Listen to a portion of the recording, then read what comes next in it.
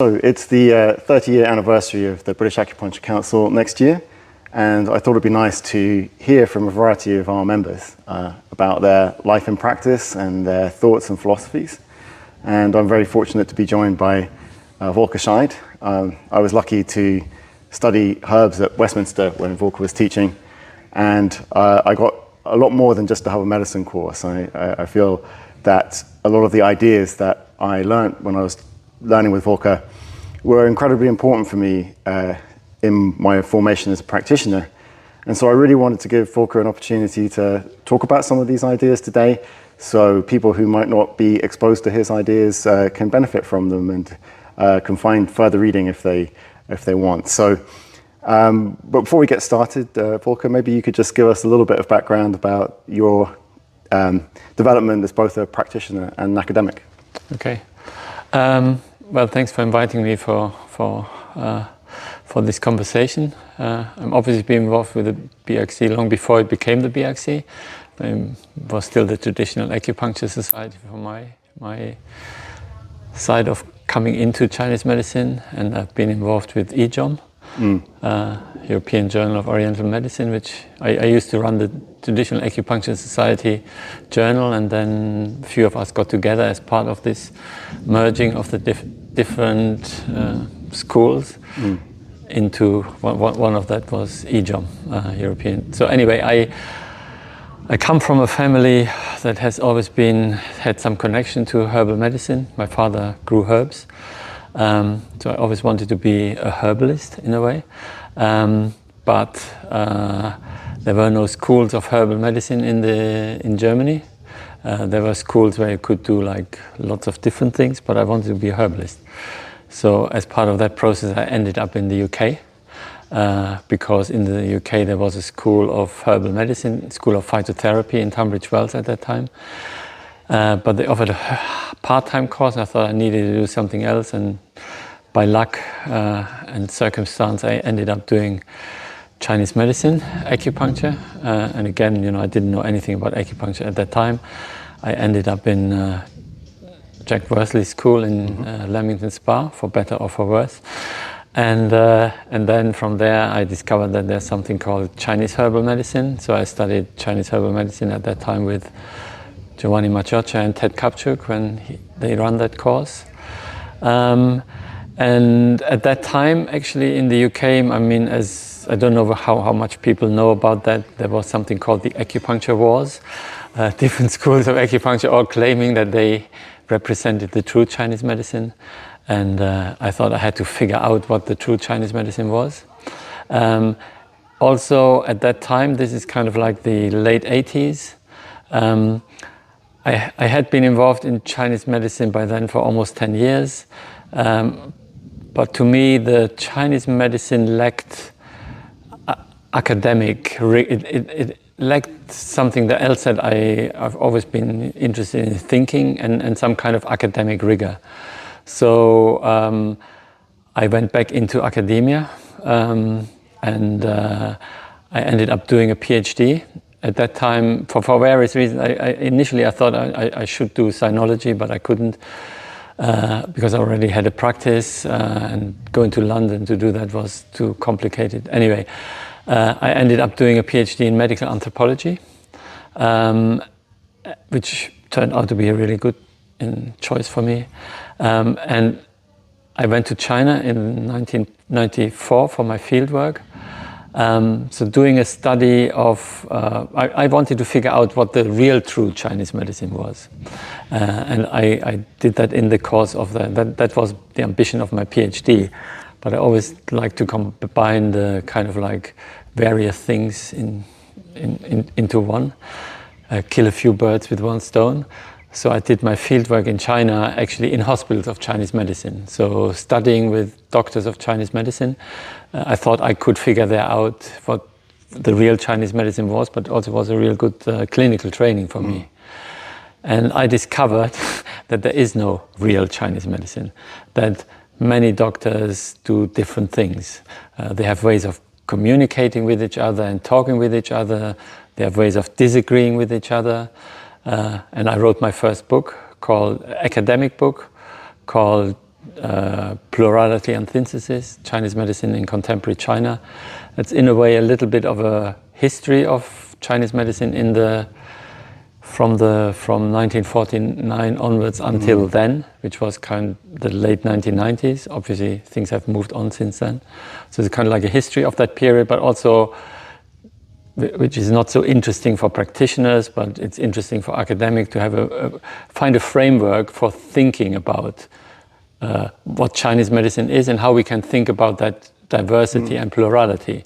Because I think from our nature or from our culture, we always crave system. We crave some kind of coherence. Yes, Chinese medicine has to, not just Chinese medicine, Western medicine or homeopathy or whatever, politics. Everything has to be a thing. It has to be well defined. So that's why we first learn theory, and then we turn the theory into practice. But as you know, you studied a little bit in China, sometimes you start with the practice, and there is no real theory sometimes even behind it. But it's not just empiricism either, yes? It's kind of like this mutant thing. And for us as Westerners, I think it takes some time to get our heads around this.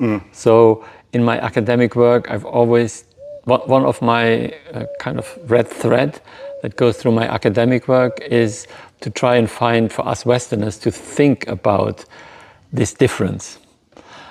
So having done my PhD, for me, even so I've now looking back, so this is like by the time I had my PhD, is like the late 1990s, and I kept I had a practice throughout my PhD, so it was quite busy and stressful at times.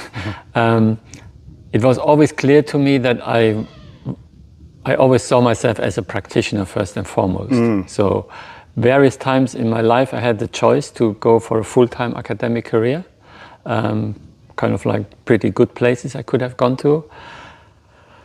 But that would have meant, giving up my practitioner side of things. And I always knew that was a no-no. So in a certain way I thought, because it's very difficult to have a foot in academia if you're not full-time. I think that's one thing that's incredibly interesting about you, Volker, is because of the two hats that you have, the practitioner and the academic hat. And you're being humble in saying that I understand you didn't pursue a full-time academic career, but I've been incredibly lucky. Your output's have been quite significant. I've been incredibly lucky. Like lots of things, and it was a particular time. For instance, a particular time. So when after I did my PhD, I was lucky enough. I got some funding for postdoc, and I had to, because of the funding opportunities, I had to go from anthropology into history of medicine. So I've had lots of luck in my life. I ended up, so I'd done my PhD on contemporary Chinese medicine, and I had gotten to know some teachers. And as I was preparing I was thinking, what should I do for this history, for this history postdoc? What should be my research question? I came across, in another person's PhD, I came across a lineage of doctors, these people from Menghe that I wrote Menghe is a small place in southern China from which loads of famous doctors came at a certain period in time. And in this footnote, in this other person's history, I found a connection between what she called the Menghe doctors to my teachers. So I thought, that's very interesting. Maybe I can trace a history of China through this particular of Chinese medicine through this particular lineage, which is what I ended up doing. And just again by fortune, it turned out that this particular, I don't like to use the term lineage. It's better a group of doctors who studied with each other. Initially, I thought it is like a medical lineage. So they all share a certain way of practicing. And anyway, I thought I could trace the history of Chinese medicine through these doctors. And I did that. But again, I found even so they all connect to each other in different ways, master-disciple, family membership, or then So this particular group of doctors, I can trace it back to 1626, when the first person in one of the big families starts to become a doctor. So I can trace it from 1626 to the present. Sometimes, like in this particular family, it's a 13th generation of unbroken practice. So it's a family lineage. But they also had people, say, from other families or simply students come in, study with them. One of the people who studied with them, not in any kind of formal way, but peripherally, he ended up going to China, to Shanghai in the late 19th century, and he became the most famous doctor in Shanghai in the early 20th century, and he set up a school in Shanghai in 1916. That's Ding Gan Ren. Yeah. Set up a school in 1916, which trained loads and loads of very famous people like Qin Bo Wei, for instance. Yes, okay, very, very famous people, very, very influential people in the history of Chinese medicine, who then would go on, like for instance Qin Bo Wei, but also Cheng Menxue. Cheng Menxue he became the first president of the Shanghai University of Chinese Medicine. Huang Wendong, who was the second president of. Then loads of people went to the Academy of Chinese Medicine in Beijing. Yes, okay. Some people from there, they went to the person who got state registration for acupuncture in New York, comes from that lineage, and even well, not from that group, let's call it group, not lineage, yes, okay? And even Dr. Shen, like famous from Dr. John Shen, yes, who very, very influential on Chinese medicine in the UK, teaching, he taught Giovanni, and he came to London once. If you listen to Cinzia's talk, interview, she talked about John Shen as being influential. He came, had a very big impact. There's also an interview, I think, by on the Geological podcast by Julian Scott, and he also talks about that seminal weekend seminar of Dr. John Shen. And as luck would have it, I got to know John Shen had studied at Ding Gan Ren's college, and when I was just about finishing my second fieldwork, that historical fieldwork, he came back to China to die. And I got to know the people. I knew the people he had come back to. So the last interview on this thing I did with John Shen. So it was kind of like a closing of the circle. Yeah. So it was very. But again, initially when I started that research, I thought, okay, this is a group of doctors called Menghe people. I must discover what holds them together in terms of their clinical practice. But actually nothing holds them together in terms of their clinical practice. Well, actually, that's something I wanted to highlight because, that book you mentioned, Plurality and Synthesis, which also, by the way, is a fantastic exploration of development of TCM as well, isn't it? And I think for that reason, it's very interesting to practitioners because to see how TCM came together. But just this concept of plurality, I mean, on a personal level, I've always wanted things to fit together. I've always felt like I need things to fit together. By the way, excuse the thunderstorm in the background, but anyway.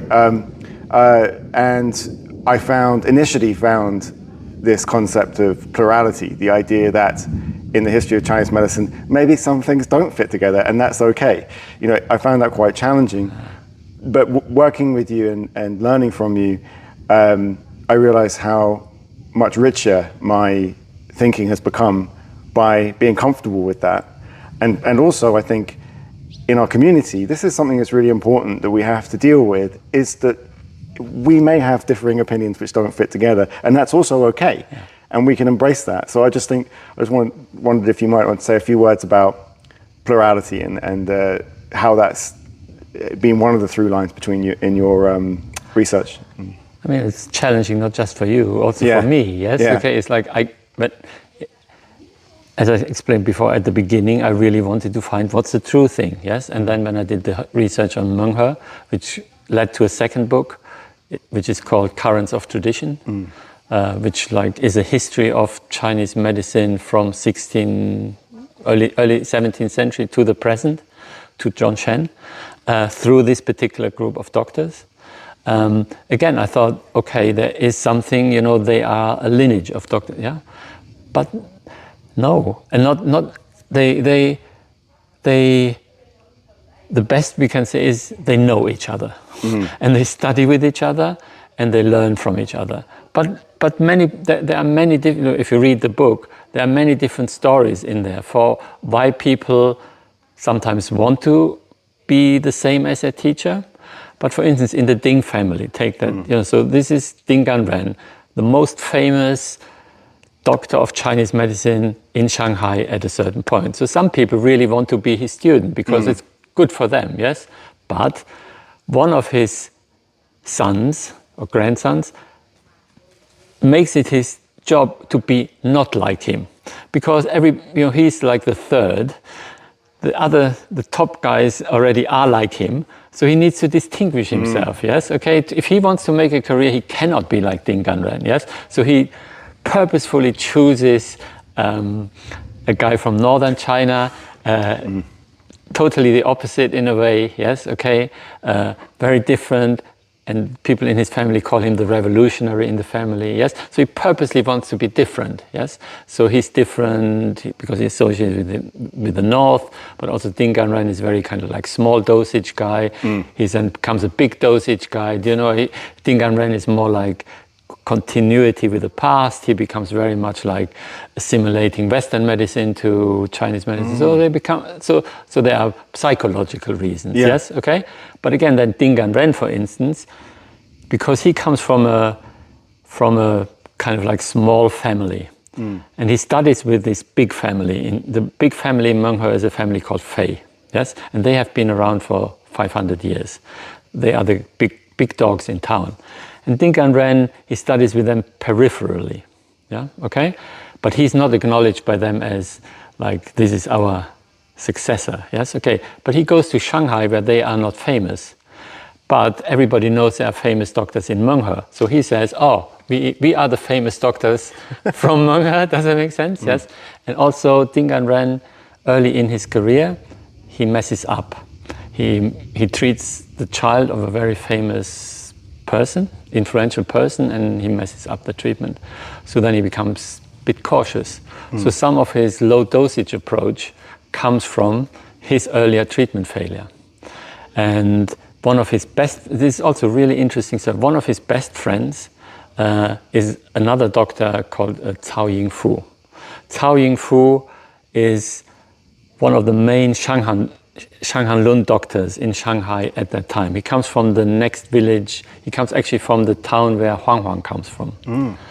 And if you read around, the people who are interested in Shanghan at the moment, they know Cao Yingfu. And Stephen Clavey has just published a translation of Cao Yingfu's cases. So Cao Yingfu has a very different background. He comes from a very elite family. He didn't study medicine when he was young. He only turned to become a doctor because when they abolished the old-style civil service examinations in 1919, he had to look for a new job. He became a doctor. And he's very classically orientated, so he becomes what we would nowadays call a Jingfang guy, yes? Yeah. Okay?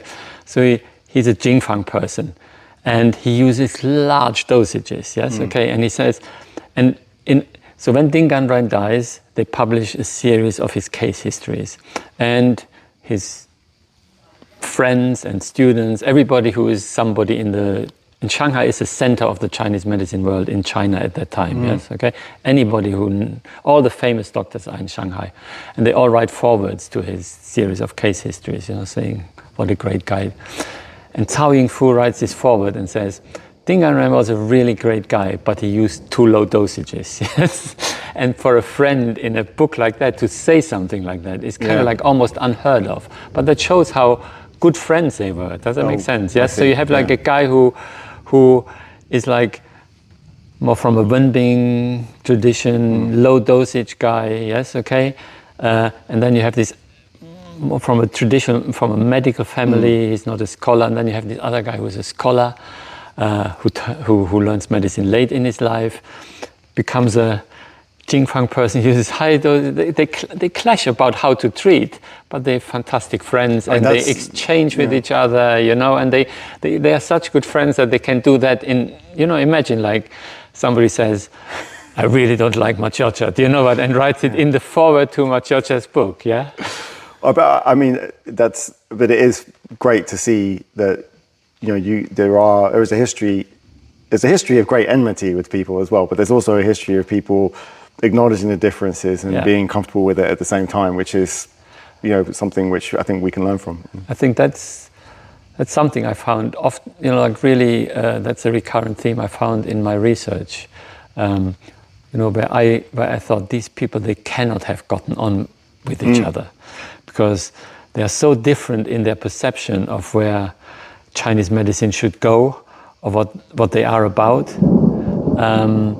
Like I remember, there's again in Shanghai in the 1920s, 30s, people divided very much. The big question was, how should Chinese medicine reform so it becomes part of modern China? Yes, so people had very different opinions about it. Yes, some people said, oh, it should whole-scale westernize. Other people said it should stay very traditional. Other people started to find a middle ground, and again, I don't need to mention more names because then it gets too confusing, but a doctor who is really the leading person of the most radical reformers. Yes, he wants to make a radically modern Chinese medicine built on Japanese model. Yes, built on a Campo model. Yes, okay.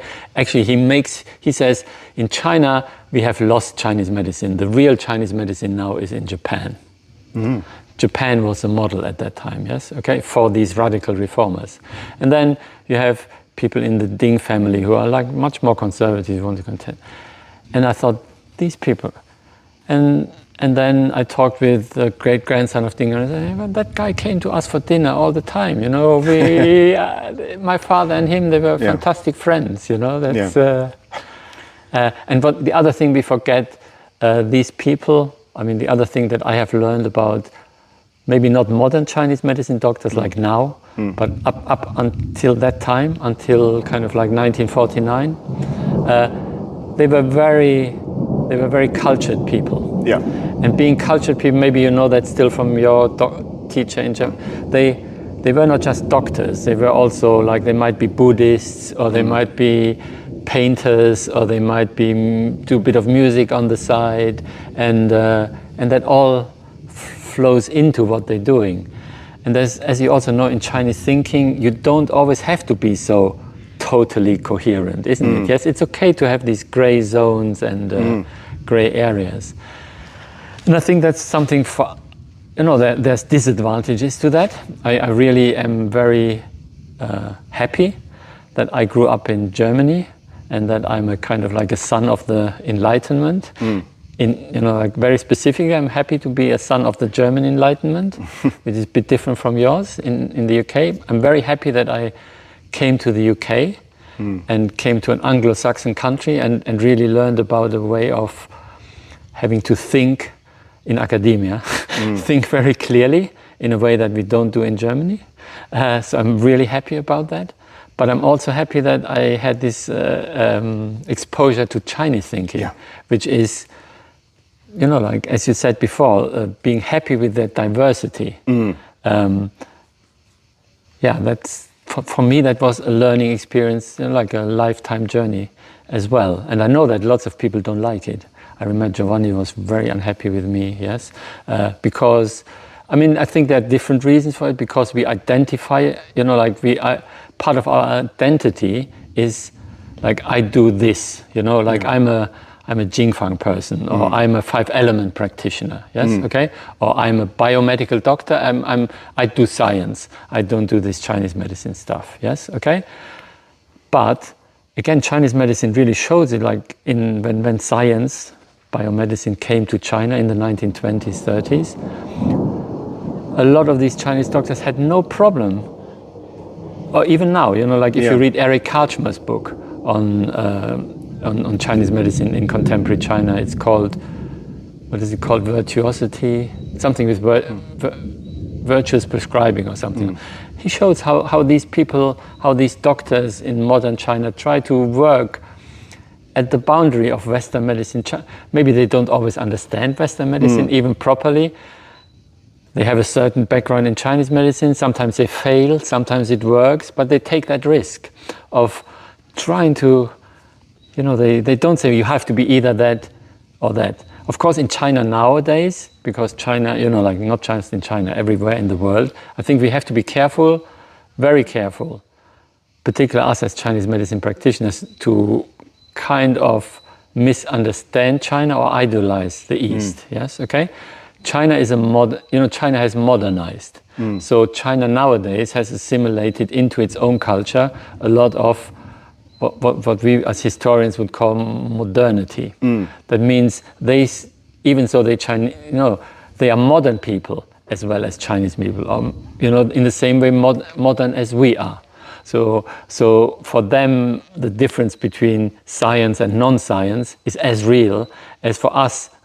Yeah. The difference between science and non-science. Yeah. Does that make sense? Yes. Yeah. Okay. So on the level of being modern people, everywhere, whether you're in Jordania or in China or in Chile or in the UK, it's the same. Yeah, because we are all modern, and in modernity we create. Like one of the reasons we have struggled with that is because modernity creates these divisions. Well, on that point, yeah. One of the things I wanted to ask you about is your work and your ideas about the body, because you could say potentially there was a bit of a false dichotomy created about the body in Chinese medicine along those lines, with that layer of modernity. Or the body between, there's a Western medicine body and there's a Chinese medicine body. Yes, or Chinese, actually, the way you will find it dichotomized is Western medicine treats the physical body and Chinese medicine treats the energetic body, or however you want to call it, yes? And that's like that's a very modern dichotomy, so you can separate one from the other, but it's, I think, the worst dichotomy for us as practitioners. And it's totally untrue, because obviously we as Chinese medicine practitioners treat the same body that you treat in biomedicine, isn't it? Yes, okay? We just look at it differently. One of the ways you could look at, I read a nice paper yesterday, and in the paper he comes up with a nice term, numismatic. Numismatic refers to a coin. A coin has two sides, but it's the same coin. When you look at the coin from this side, it looks like that. It has one thing on it. When you look at the coin from the other side, it has got something else on it, but it's the same coin. You cannot have the coin without the other thing. So biomedical way of looking at the body and Chinese medicine way of looking at the body is actually, in that way, we could say numismatic. It's the same body. And so first of all, I think we should get away from that separation. And also history. I know a lot of practitioners, because I've been teaching a lot of practitioners, not in England so much. I've done most of my teaching in Germany, so I have kind of like, most people in England think, oh, he's just like a historian, he doesn't know what he's doing as a practitioner. In Germany, everybody knows me as a practitioner, they don't know me as a historian, yes, okay? So that's how life is. But going back to the body, yes, okay? So one good thing about history for me, and I think it could be for us as a profession, history explains to us how things come about. So at a certain point in the history of Chinese medicine, because in the 1920s and 30s, but in the 20s, Chinese medicine suddenly found itself, it had to compete with Western medicine. It never had to do that before. Chinese medicine used to be the top dogs in China, yeah, okay? There were other ways of doing medicine, like Buddhist monks or itinerant herb peddlers, but they were lower down on the social scale. Chinese medicine was the elite medicine, isn't it, yes? However, then Western medicine comes along and says, we have the best understanding of the human organism. And they could show that through anatomy. And it became very clear that Chinese understanding of the body via anatomy was not as good as Western. And also Western medicine, they could do surgery. And Chinese medicine couldn't do that. And it was based on their anatomical understanding, yes? Okay? This is before antibiotics. This is like, before Western medicine becomes... Yeah. So Chinese medicine, what does it do in order to compete? It cannot compete on the level of the body. Because how do you explain that the liver is on the left-hand side? When you do you understand, yes? How do you explain, people try, but how do you explain the Sanjiao when nobody can see it? How can you explain the Mingmen when it's just not there? Do you know what I mean? Yes. So Chinese medicine is in a kind of losing position if it does that. So what they do very, very, very cleverly, they abandon the body of flesh and blood. And you can show that it's like they abandon it. They say, okay, Western medicine is good at that. But we are very good at understanding process. And Western medicine is really bad at, and Western medicine is bad at, because they focus on structure. So they gain, they don't have to fight that battle anymore. They now can fight the battle really on the level of who is more effective. And again, remember, this is 1920s, this is before antibiotics. Chinese medicine is much more effective in treating, for everybody knew, in treating infectious diseases. Yes? Okay, it's just better, yes, or at least as good. They're not good in doing surgery, so it was a very strategic move. But what happens usually after the next generation, it's forgotten that that was a strategic move. It's accepted as if that was the truth. Does that make sense? And then, of course, as Chinese medicine moves to the West, and for us the situation is very similar, we all know that the biomedical body is the real body. Yeah, okay, because we also grow up with it. We know that we go if we need to have heart surgery, we better go to a Western medicine hospital, isn't it? We know that biomedical anatomy is true. And at the same time, we have to make a space for, then we start learning Chinese medicine. So we learn about the spleen and the stomach, and we learn about the liver being on the left. So obviously, we don't think we mean the liver as an organ. So then we learn about what we call Chinese medicine is about process, it's about qi, it's about function, stuff like that, isn't it? Yes? Yeah. Okay. And then one of the ways you can see that, if you take, is Giovanni's text still the main text that people use in school, Foundations of Chinese Medicine? I think from some colleges it will be an important one, yeah. But if you look at the main texts that teach us the foundations of Chinese medicine, physiology and anatomy, you don't find any picture of the actual body in there, isn't it? Yes, you find loads of functional diagrams that show the liver does that to the spleen, or the kettle that is being boiled and stuff like that. Yes, but you don't have actually the body. Does it make sense? Yeah, like if you go back like to 17th century, I mean, of course the Chinese have depictions of the body. They were interested in the 11th century. They did a lot of these depictions of the body come from anatomical studies, not on the industrial scale that we did them after the 17th century. But the Sung Emperor in 1100, he had somebody do anatomical studies on people who had been executed. Yes, and that's where a lot of these pictures come from. So Chinese medicine is very, very clearly interested in the body of flesh and blood. And I have a colleague, Ili Wu, who was with me in Westminster. She's a historian. Historian, yeah. For a while I was running this institute at the University of Westminster. And she's bringing out a book on the history of the Chinese medicine body of flesh and blood. Wow. Because they had, what some of the things Chinese medicine had to deal with was broken bones. Yeah. People having been punishment, like some of what's physical punishment, being flagellated and stuff like that. So they had they had wounds. They were punished by the government, but they were not allowed to die.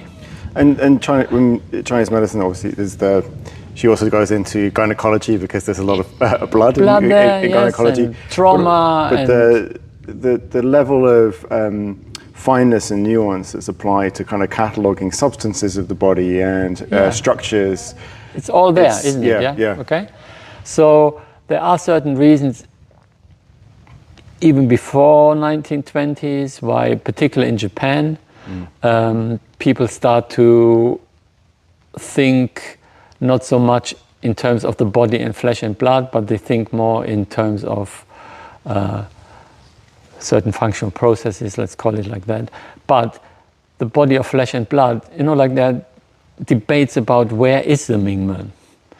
Some people say it's the right kidney, but it's not like an abstract thing. It's really, this is the right kidney. Or people will say it's a womb. So they will say it's a uterus. So it's a physical structure. So the debates about where the Mingmen is are not just abstract debates, but it's like, so realizing that there is that this dichotomy between the Western body and the Chinese body is not as real as we think it is, because also in Western medicine we of course think about function. Yes. Yeah. Okay. So in terms of teaching, at least, for me, the plurality of Chinese medicine is real. And to me, it's an asset. It's not a problem. To me, it's an asset. One of the things I learned is to turn it from a problem, like why, what is the real Chinese medicine? Why is it not systematic? That's the problem. Turn it around into an asset. So I have different ways of looking at the same problem. And that's a real asset, because they're almost like lenses. It's like the analogy I use is not like it's either I have to use this camera or I have to use that camera. The analogy I use is like the different lenses that you have in a lens. And like when you have a really good camera, you have these different lenses and you move them around until the object is in very clear focus. And the different ways of different, whether it's different ways of looking at the body or different traditions in Chinese medicine, they help me to bring the focus, which is the patient, bring the patient into clearer focus.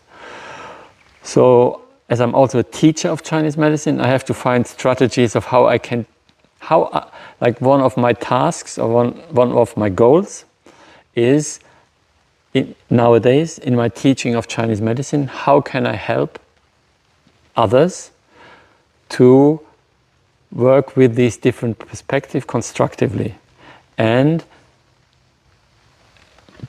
actually be a better practitioner because I can do that. Not just because that's my lifestyle choice, but actually I think you become a better practitioner. And having taught now loads of people, I think that is validated by the results of doing that. I've taught lots of people who come from, I do this, like I'm a 5-element practitioner or I'm a Jingfang person, and then they invest time and energy in going through that process, and they tell me at the end, I get much better clinical results. So it's not my... I mean, I would like to highlight this, and it's why I want to have a conversation with you, because I'm a Chinese medicine nerd. If you were just teaching anthropology and history, I'd still be here and enjoying the lectures. Yeah. But the way it actually flows tangibly into informing your practice, improving and sharpening the concepts that we have, being able to apply these different lenses, it leads to tangible outcomes. It leads to clearer thinking, which leads to some better outcomes. So it's not just a intellectual exercise. Yeah. So having tried to figure out a way of how I can teach that, I ended up with this idea of the body multiple in Chinese medicine. So basically, again, when we learn Chinese medicine, we think, well, there is the Chinese medicine has one conception of the body. It's a Zhang Fu, it's channels, it's qi, 5 elements, whatever. And but if you start to break it all down, then you see there's one of 2 things happen. Either people pick out only one particular aspect of that, like say 5 element acupuncturist in the Worsley style. They only pick up this 5 element body I would call the cosmological body, because it's microcosm, macrocosm understood through 5 elements. Yes, okay? It's what I call the cosmological body. You don't need to explain, like wind comes from the outside, you don't need to explain how the wind produces a change. It's just like resonance, yes, okay? Or fire or earth or so. Like when, for instance, but they only do that. And it allows you to do certain things, but it doesn't allow you to do other things. So when I had to think about how I can find a way to help people to be comfortable with this difference, I came up with this idea of the body multiple in Chinese medicine. It's actually not my invention. It comes from a very famous anthropologist called Annemarie Moll.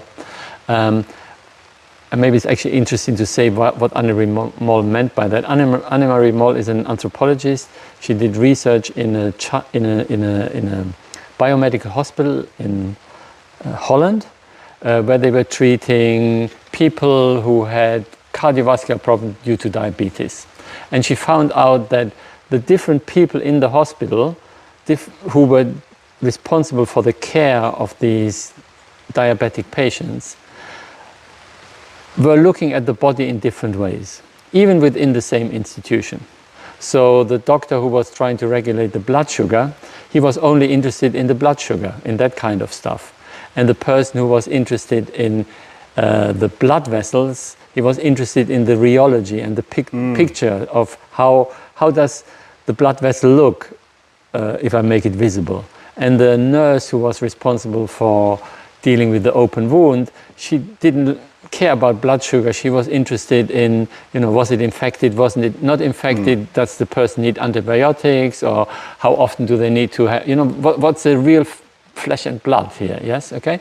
So, actually, this, and it's in an institution, yes, okay, and what Margaret Moll says, we have multiple ways of looking at it, but not unlimited ways.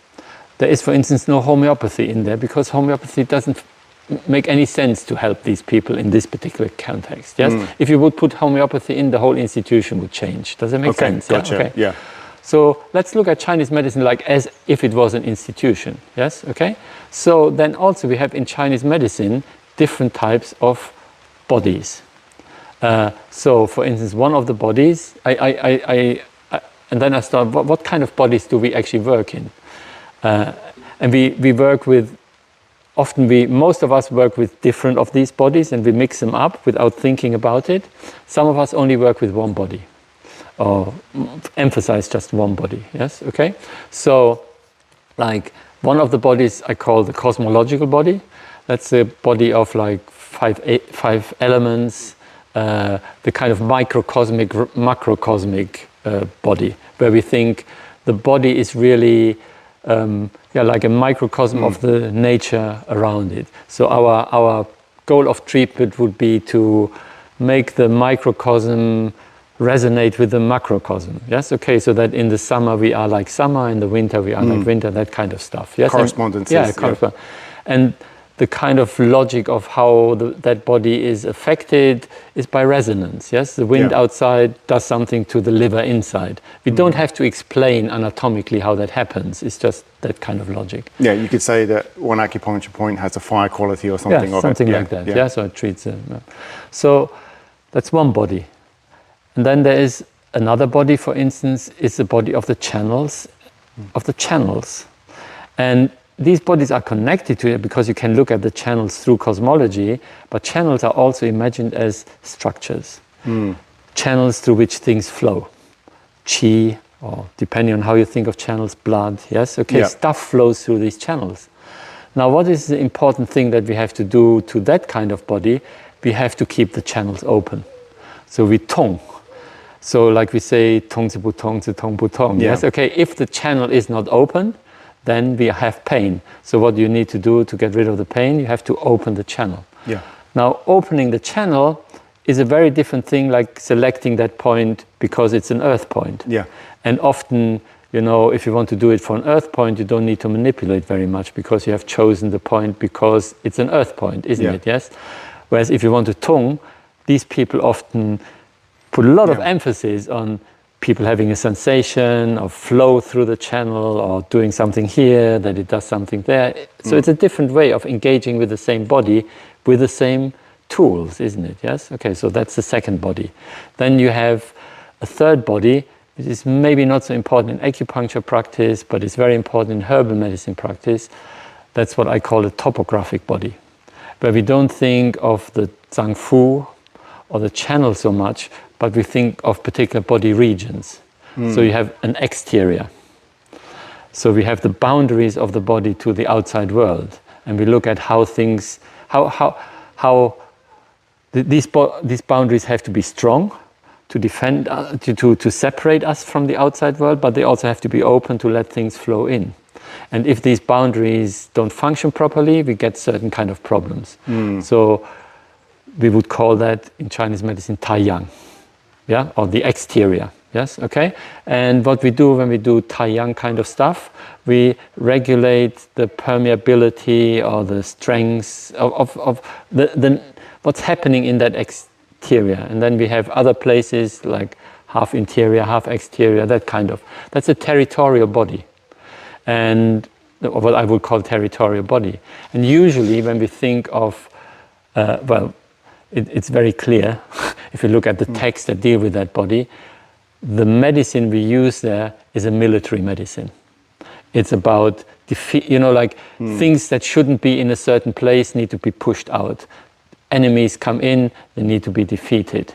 And that's interesting with the Ying Qi, for example, often translated as nutritive Qi, but it can also be camp Qi, because it's military camp. Military camp, Qi. or defensive Qi, yes, okay? And the language is always, also in the case history is about encircling an enemy, going in there, pushing an enemy out, like cold has penetrated into the body, it needs to be pushed out, or heat has come into the body, has pushed out. So this is military medicine. We always say medicine is about balancing the body with, creating a harmony between the interior and the human macrocosm. That's about harmony. But that medicine is not about harmony. That's about making people perspire, purging them, isn't it? Yes, making them sweat, urinate, all that kind of stuff. Obviously, that's much more herbal medicine because it's very difficult to make somebody purge somebody with acupuncture. Yes? Although I know I definitely have encountered styles that engage with acupuncture on that level. But it comes from herbs. I think it comes from herbs, and you'll get as you know you'll get practitioners from history who will accompany some of their herbal things with acupuncture points and But simply, if you look, I mean that's my opinion. Simply, if you look at it, you give somebody Da Huang. It purges everybody. Do you know what I mean? Yes, it's just like a purging thing. Yes, but there's no needle where you can twiddle it in everybody and everybody will have a bowel movement. Does that make sense? Yeah, I think that you can obviously then retro-engineer it, but I think there's different. Okay. Does it make sense? Yeah, absolutely. Okay. So I think there's that body, yes? And then there's a body that I call the vital body. That's when we talk about things like qi and blood, what we would call in Western medicine physiology. How different things are, how we take food in and make it into what we call blood or essence, and then how essence transforms into and different types of qi. So this has much more to do, not with microcosm, that has much more to do with the process of transformation and physiological processes. And that will map onto the kind of flowcharts we see in TCM with qi production and blood production, all those kind of things. Yeah. With the proviso that for me, that's why I call it the physiological body. All of these things are bodies. Yeah. Does it make sense? Yes? So when we talk about the cosmological body, microcosm, macrocosm, and we say our joints feel achy when it's damp, we still feel the relationship between the macrocosm, microcosm. We only know about it because we feel it in our bodies. It's not abstract. It's real. Yeah, the wind hitting me. That's not a diagram. That's real. Yes, it's a certain way of how our bodies resonate with the environment. Yes, and it's just in Chinese language constructed through this cosmological thinking, isn't it? Yes, you know. And if we deal with the channels, you know, again, I mean, the simplest would be blood vessels, blood stasis. There's something where our blood vessels don't tongue. But as we also now learning from Western medicine, you know, like connective tissue, there's other flows in our body. Osteopaths are really good at feeling a lot of flows in our body, yes? So this is also a real, it's not like imagined, yes? The same as the physiological processes. For me, again, when I teach, I think it's really important not just to leave it at the level of the diagrams, because one of the problems of having a diagram is that anybody can make any claim. So the qi goes into, the nutritive qi goes into the heart and turns red and becomes blood. Yeah, that's a sentence. Everybody can say that. And it sounds good, and then you have understood. But no, explain to me, please. It's about the body. You know, how does the heart turn the blood red? So I think if we always link it to the body, it forces us to become much more clearer about how does that happen. Now, in this particular instance, for instance, if we think that the small intestine is the heart, then we have a way of imagining that nutritive qi goes from the stomach. Do you know what I mean? Yes? Yeah. Into the heart, small intestine. Yeah. And is transformed into something new. Does it make sense? Yeah. So then we have a better way of actually looking at, you know, and then we see, if you look at a lot of the formulas that treat the small intestine, they all have to do with blood and blood stasis. And it starts to link. And part of your work has been looking at a number of really interesting Qing dynasty thinkers and physicians who think like that. Who think like that. Yeah. And they often get overlooked. I mean, partly because of just the enormous scope of history. You can only read so much, but there's been a bit of a favor towards older texts. And, you know, so a little bit in the West, maybe all over, I think that there's been, these Chinese interesting medicine, thinkers have been overlooked. Yeah. Because in Chinese medicine, we always orient ourselves towards the past. You know, like the Jing, the classics are always, and obviously, you know, we live in a, for us as Chinese medicine practitioners, we have a very difficult stance in our culture, isn't it? Yes. Okay, we are not, as we all know, not everybody believes in Chinese, and we get a lot of flack from certain kinds. So I think emotionally, and in terms of our own identity, you know, like going back to this past, and also to this idea, you know, the idea that Chinese medicine is complex and complicated and driven by internal divisions and debates, that then makes it even worse for us, because then we have internal debates and we are pressurized from the outside. So I think retreating into this safe world of either Chinese medicine is one thing, or the safe world that in the Han Dynasty that was the authentic Chinese medicine, or this is the, you know what I mean? It just gives us, however, because the other thing, as you say, is accepting the plurality is more challenging, and it also feels, it adds another level of challenge, you know, like that makes it difficult, yes, okay? And it's a journey to engage with it. However, my feeling is that once you engage with it, you actually come out at the other end much, much stronger. You can deal with the diversity in Chinese medicine. You can deal, you know, I feel pretty comfortable dealing with engaging with any kind of perspective from the broad history of Chinese medicine, and coming out of that engagement having learned something. It doesn't mean I have to accept everything, but I'm pretty happy that most of those engagements, if there's something new in Chinese medicine that I haven't come across, I always learn something. There's always something new. It's never challenging. Does it make sense? Yes, it's not like, it doesn't challenge my identity. Maybe there's, even if it's only this herb is useful, or I've never thought about this point like that, yeah, okay? So it does that. And it also doesn't, I feel also, but that's my own personal thing, I feel very, I make a connection between the ability to, or the desire to embrace different positions. I think that's something that goes beyond the clinical. I think that's important for us in our time, because lots of our problems in this world come from trying to us and them and not having the middle. And if you think of Chinese medicine, what the other philosophically, what Chinese medicine can teach us, not as practitioners, but could teach the wider world, is in Chinese medicine you always want to emphasize the middle. And there's many different ways of how we can think about the middle, but one of the ways we can think about the middle is, and there's reasons I say this now, I could go for a long philosophical debate, but we always talk about ping, like ping balance. And herb balance, yes, okay? And we want to create balance in our patients, yes, in the world, in ourselves.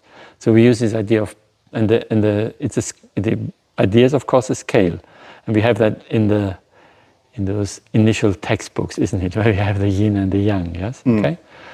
But the important place of a scale is a central point. If you don't have that central point, you cannot have this. And the central point is like, here's one opinion and here's another opinion.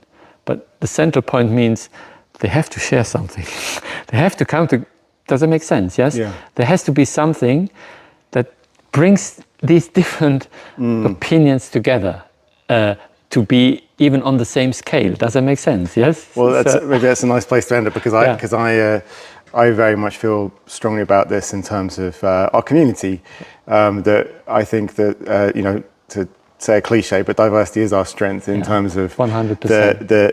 the different approaches that people have. But it's also important for us to feel a sense of common purpose, because ultimately our values are the same. Yeah. And the thing that we want to achieve is the same.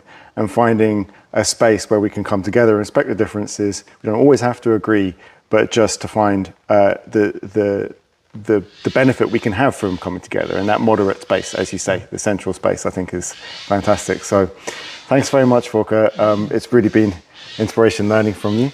Thank you very much for this discussion.